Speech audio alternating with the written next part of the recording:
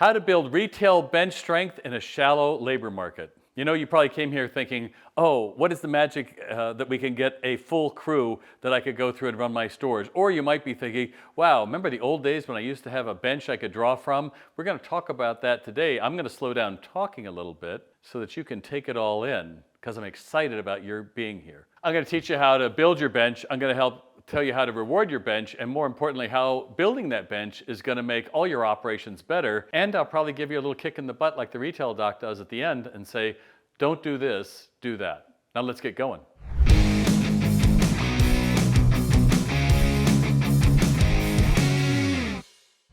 I don't know how many now hiring signs I'm seeing popping up in stores lately. And by the way, could you be just a little bit more creative and talk about the benefits to the applicant, not just you need people?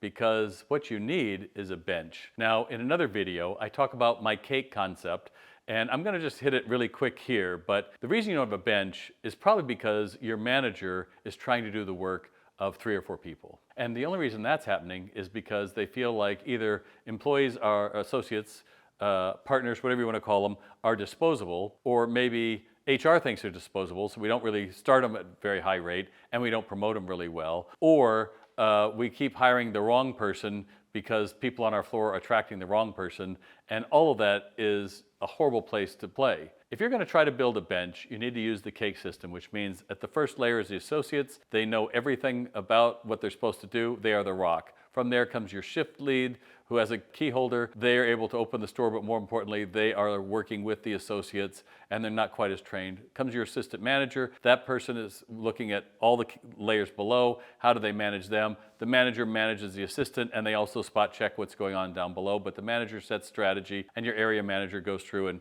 develops your managers. That's kind of it. When we say we don't have a bench, usually it means there's a manager, an associate, and those other layers are missing, and we tell ourselves it's only a flesh wound, like Monty Python, right? It's like, oh, it's not that big a deal. It's a huge deal because managers burn out because they are tired of trying to do the right thing. They're getting call-outs, they're getting employees who don't show up, don't want to learn, etc.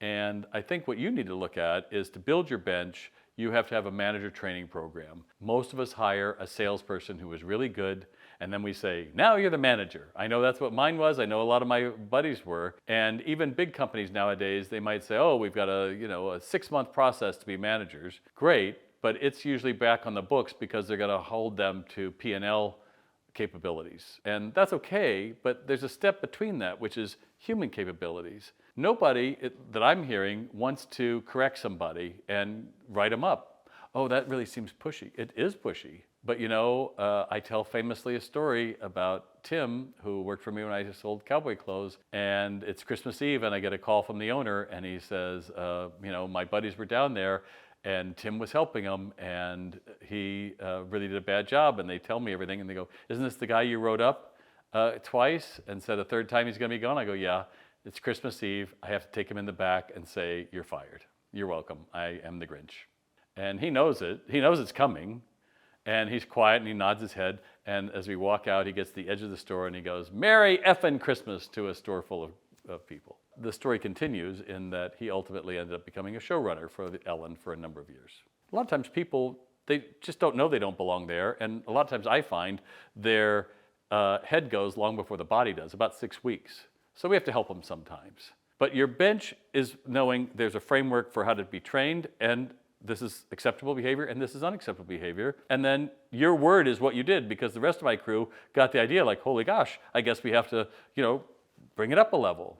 I always want a level. So building your bench is a matter of first having a strong associate training program that they know how to sell the product, they know how to describe it, they can keep your displays looking well, they can keep it clean. They are the rock you build the whole store on. And then comes adding layers of responsibility, because when you add those layers of responsibility and the assistant manager has worked with associates, they're not freaked out when suddenly you say, I have an opportunity, but you've got to drive 20 minutes to get there, because it'll be outside of their comfort zone, but they'll understand, oh, the structure, I've got to really pay attention to the assistant manager, etc. Without it, I think what you're dealing with is, hey, we've got a shift, do you want to take it? Hey, do you want to be a manager? We'll give you an extra $4 an hour, or worse in some stores, yeah, we're not going to pay you more, you just have more responsibility. And that's why we're a snake eating its tail with our bench, because we aren't stopping to say, well, why are people turning over? They don't know what to do. They don't know how to meet with success. We're not rewarding them. Great. Solve those three for the associates and then add a layer. But continuing to burn out managers is not helpful to retail. And more importantly, managers leaving is anywhere from 5 to 10 grand it's costing you. And that doesn't show up necessarily in your P&L, but it shows up in your sanity and it shows up in your turnover, which ultimately shows up in your labor costs. And then your CFO says, we got to cut labor. So they cut the number of people they manage and they expect the manager to do more. Well, they'll just have to deal with it. At some point, it becomes a breaking point where they just say no. And I had one client, I'll just finish with this quick story. And he said, you know, we go through managers so quick, I don't even ask who the manager is. I just say, who's in charge today? Ha ha ha, isn't that funny? And I said, yeah, that's really sad. What's sad about it? And I had to inform him that you have become so jaded that you don't have a North Star to say, this is what our brand is anymore. You're settling. And I don't want that for you, so I don't want you to settle. So let's go back through and look what we talked about, how you go through and you're trying to build your bench. Well, without a foundation, there's nothing going to be there. Unless there's some guardrails in place, you're going to be able to put up with bad behavior you don't want, and you're not preparing the next generation, so you're always trying to replace holes instead of saying strategically, where do we want to go? And who needs to hear this right now? Well, probably your CEO, probably your VP of sales, probably your COO, and HR people, because they have to work together to say, we're willing to put money and time into this to put training in place. And you know, when you do that, you're gonna be able to look at the other side and say, oh, I can do this because I have a bench. I can succeed. Now, some of you might be saying, but Bob, you know, that's great if you're Lululemon or Starbucks, but I don't have the money to pay. Yeah, I get that. But you know, I was in Manhattan and they had an A-frame out front and it said, come work with us starting at $30 an hour and a 40% discount on our clothes. And I thought, man, that's a lot of money. I'm sure they did the math. That's nothing, right? Compared to how much you're going through managers and how much you're going through on turnover over and over again. And the one no one's talking about is how much theft is going out your door too, because disgruntled people are going to find a way to take that merchandise. Oh, but Bob, you know, I can't afford to pay anything more than $10 an hour. Well, you know what? In the little community that I live in upstate New York, they start people at $17.50 an hour at McDonald's.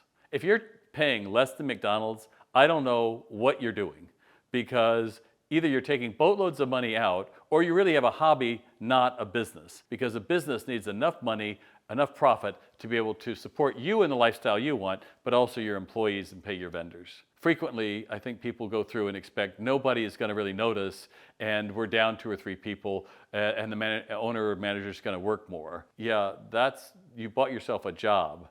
So look at your P&Ls, and I'll bet you if you trace that all the way back, before we get back to talking about your bench, you're going to find that what's happened is you aren't aware of all the discounts you've done. You're not marking your merchandise up enough. You're afraid to charge what it should be charged, and you don't know how to sell it. So you're pretty much just hoping someone's going to walk in randomly and pay some low price and you'll be happy, when you might have been actually paying them to buy that item from you. And that's really sad. That doesn't happen in a company that understands the cake with the first layer of the associates. It's all designed to support the rest of your organization. So don't give me that crap.